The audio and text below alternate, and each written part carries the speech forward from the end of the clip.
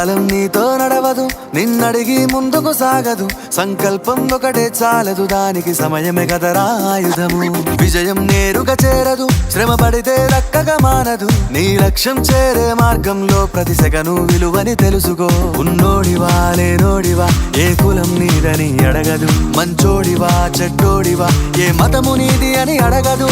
ప్రేమ చాలి చూపదు, ఏ దాక్షిణ్యాలే ఉండవు.